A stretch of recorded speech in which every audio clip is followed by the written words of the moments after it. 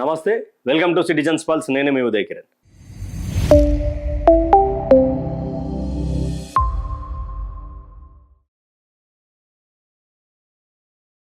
మీరే నాకు దిక్కు, కాపాడండి అయ్యా నన్ను. ఎవడన్నా కాపాడురు నన్ను. పైసలు లేవు, మరి ఏం చేయమంటావు? మీరే నన్ను కాపాడకపోతే ఇంకెట్లా? జగిత్యాల రాజకీయం తెలంగాణ రాష్ట్రాన్ని శాసిస్తుందా అంటే అవునన్న సమాధానాలు అనిపిస్తున్నాయి. జగిత్యాలలో పోరుబాట ఎగిరేసినటువంటి, తిరుగుబాటుతనం చూపించినటువంటి జీవన్ రెడ్డిని చూసి ఈరోజు కాంగ్రెస్ పార్టీ భయపడుతుంది.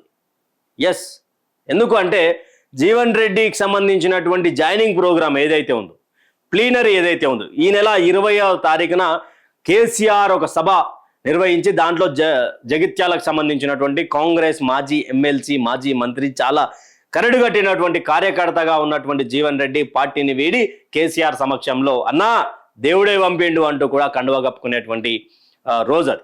అయితే రేవంత్ రెడ్డి గారు మీరే నా దిక్కు, మీరే కాపాడండి అని ఎందుకు మాట్లాడుతూ ఉన్నాడు అన్న ఒక కోణంలో మాట్లాడితే, జగిత్యాలకు సంబంధించినటువంటి కాంగ్రెస్ సెకండ్ క్యాడర్ లీడర్లు ఎవరైతే ఉన్నారో, కార్యకర్తలు ఎవరైతే ఉన్నారో, ఆ యొక్క అంశం మీద జీవన్ రెడ్డి గనుక మేము ఎలాంటి మోసం చేసినావు జీవన్ రెడ్డిని చెప్పమనండి, జీవన్ రెడ్డి వెంట ఎవరు పోకండి, జగిత్యాలలో ఉన్నటువంటి కార్యకర్తలకు మేమున్నాం, జీవన్ రెడ్డిని ఏ రోజు కూడా నేను అవమానించలేదు, జీవన్ రెడ్డి లాంటి వ్యక్తి పార్టీకి ఎంతో అవసరం అని చెప్పాము, అయినా కూడా ఏ రోజు మా మాట వినలేదు, ఆయన ధోరణిలో ఆయన చూశాడు, ఆయన ధోరణిలో ఆయన వెళ్ళిపోయాడు, ఆయన స్వార్థపరుడు అన్న కోణంలో రేవంత్ రెడ్డి గారు మాట్లాడుతూ ఉన్నారు. గతంలో ఒకసారి మాట్లాడుకుంటే పొన్నాల లక్ష్మయ్య గారి గురించి, చాలా సీనియర్ నేత, 2004 కంటే ముందు వైఎస్ రాజశేఖర రెడ్డి గారి పాదయాత్రలో క్రియాశీలక పాత్ర పోషించినటువంటి పొన్నాల లక్ష్మయ్య గారిని రేవంత్ రెడ్డి గారు ఏమన్నారు, అప్పుడప్పుడే పార్టీలోకి వచ్చి టీపీసీసీ పదవి గద్దలా ఎత్తుకపోయి పొన్నాల లక్ష్మయ్య గారిని మాజీ మంత్రి, మాజీ పీసీసీ, ఒక బీసీ సంబంధించినటువంటి నాయకుని ఏమన్నాడు, ఈ ముసలోనికి ఎందుకు సత్యకాలంలో పార్టీ మారేది అని చెప్పి మాట్లాడినటువంటి ధోరణి.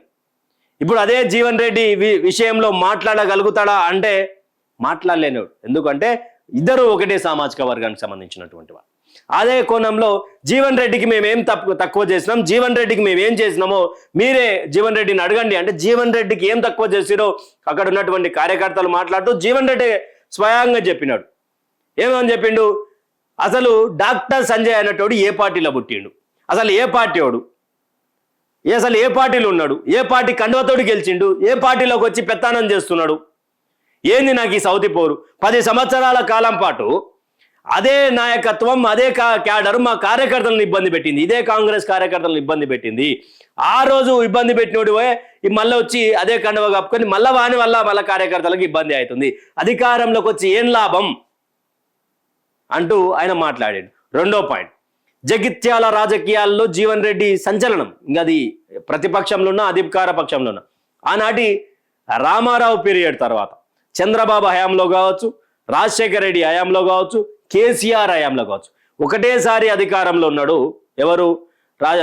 జీవన్ రెడ్డి. అంటే 2 పర్యాయాలు, 2004, 2009 తర్వాత బీఆర్ఎస్ వచ్చింది, అంతకుముందు చంద్రబాబు ఉన్నాడు 99 తర్వాత. ఎప్పటికీ అప్పటికి జగిత్యాలలో ఉన్నటువంటి జీవన్ రెడ్డి ప్రతిపక్షంలో ఉన్న, అధికారం పక్షంలో ఉన్న, అన్న నాకు ఈ పనులు కావాలని ఎవరికి ఫోన్ చేసినా అన్ని పనులు అయిపోతుండే.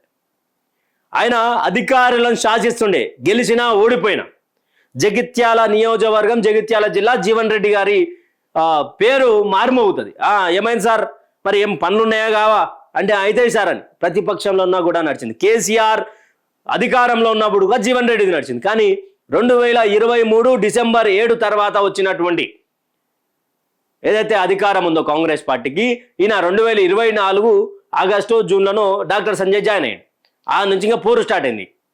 అధికారులు మాట వినకపోవడం, ఇక జీవన్ రెడ్డి గారు కంటనీరు పెట్టుకుంటామని అంటే, నా మాట అధికారులు వినకూడదు అని రేవంత్ రెడ్డి గారి సీఎంఓ టీం నుంచి అధికారులకు ఆదేశాలు పోయినాయి. ఏం తక్కువ చేసినాం పార్టీకి, అసలు ఎవరివయ్యా నువ్వు, ఎంతమందిని దొక్కుతావయ్యా అంటూ కూడా మాట్లాడు. ఈ రోజు రేవంత్ రెడ్డి గారు కార్యకర్తలతోటి 20 తారీఖు సభ పెడితే 20 తారీఖే మనం కూడా జగిత్యాల సభ పెడదాం, కేసీఆర్ అనే దుర్మార్గుడు జగిత్యాలకు వస్తుండు, మళ్ళీ మనం కూడా పోదాం, మనం కూడా జగిత్యాలలో 20 తారీఖే మీటింగ్ పెడదాం.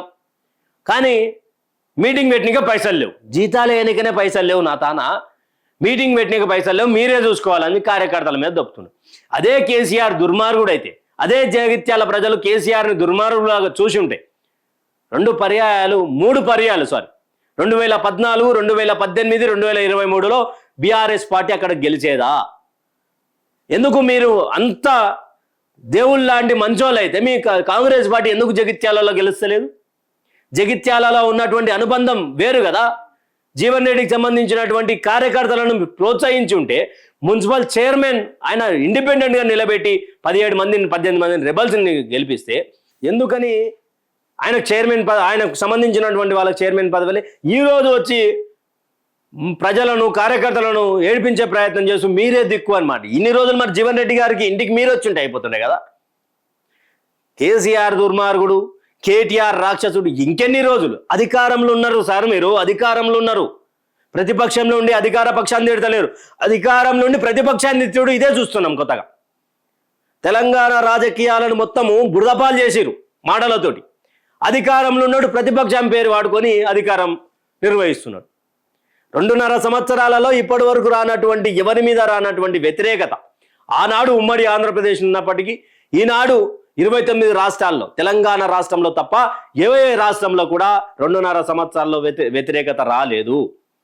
అది ప్రభుత్వ పనులలో కావచ్చు, కాంట్రాక్ట్ పద్ధతిలో కావచ్చు, మీ యొక్క నాయకులు చేస్తున్నటువంటి కబ్జాల విషయంలో కావచ్చు.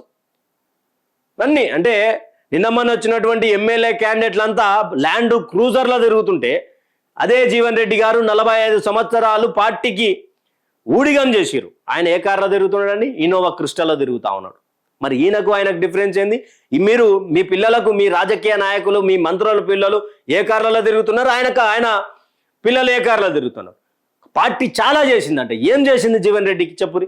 ఆయన చేసిన దానికంటే ఎక్కువ చేసిందా? 2014 తర్వాత 2018 తర్వాత పార్టీల ఎమ్మెల్సీ పోటీ చేయడానికి ఎవరూ లేకపోతే ఆయన ఎమ్మెల్సీగా పోటీ చేసి పార్టీని గెలిపించినటువంటి, పార్టీ ఉంది, కాంగ్రెస్ జెండా ఎగురుతుంది అని నిరూపించినటువంటి నాయకులలో ఎవరన్నారంటే ఇద్దరు. ఒకటి కోమటిరెడ్డి రాజగోపాల్ రెడ్డి, మరొకటి తాటిపర్తి జీవన్ రెడ్డి. ఈరోజు వచ్చి కార్యకర్తలు చూడురి, మమ్మల్ని డేకూరి, రైతు బంధు ఇయ్యం, రైతు రుణమాఫీ వేయం, రైతు బీమా వేయం, పింఛన్లు, ట్రాక్టరు, కారు ఉన్నోనికి కట్ చేస్తాం, రేషను ఐటీ కట్టినోనికి రేషన్ బియ్యం ఇయ్యం, అయినా కానీ మమ్మల్ని చూడురి. జీవన్ రెడ్డి గారి మీద వ్యతిరేకత పవనాలు వీయించడానికి 20వ తారీఖు అంట కేసీఆర్ సభకు ఎదురుగా అదే జగిత్యాల ప్రాంగణంలో రేవంత్ రెడ్డి మీటింగ్ పెట్టబోతున్నాడంట, భారీ బహిరంగ సభనంట. మరి ఏం మాట్లాడతారో ఏందో ఇక చూడాలి. అంటే ఎట్లుంటుంది అంటే అక్కడ ఫస్ట్ కేసీఆర్ సభ మొదలైన, ఒకవైపు రేవంత్ రెడ్డి సభ మొదలైన, ఇద్దరు కూడా మాటల తూటాలు పేలుస్తారు. కేసీఆర్ గారి ప్రసంగం ముందు రేవంత్ రెడ్డి గారి ప్రసంగం నిలుస్తుందా? ఈయన మాట్లాడేటువంటి పేగుల మెడలు వేసుకుంటాం, బోటి కూర వేసుకుంటాం, తలకాయ కూర తింటాం. ఈ మాటలకు కేసీఆర్ గారి ప్రసంగానికి ఏమైనా పొంతన ఉంటుందా? ఎవరు గెలిచే అవకాశం ఉంటుంది? ప్రసంగాలు ఒకటే రోజు భారీ బహిరంగ సభలు నడుస్తాయి. నిజానికి కాంగ్రెస్ పార్టీకి జీవన్ రెడ్డి పనిచేస్తారా, లేదా కాంగ్రెస్ పార్టీ జీవన్ రెడ్డికి పనిచేసిందా? ఈ యొక్క విషయంపై మీ అభిప్రాయాన్ని కామెంట్ సెక్షన్లో కామెంట్ చేయండి. Thank you for watching. Stay tune with citizens pulse.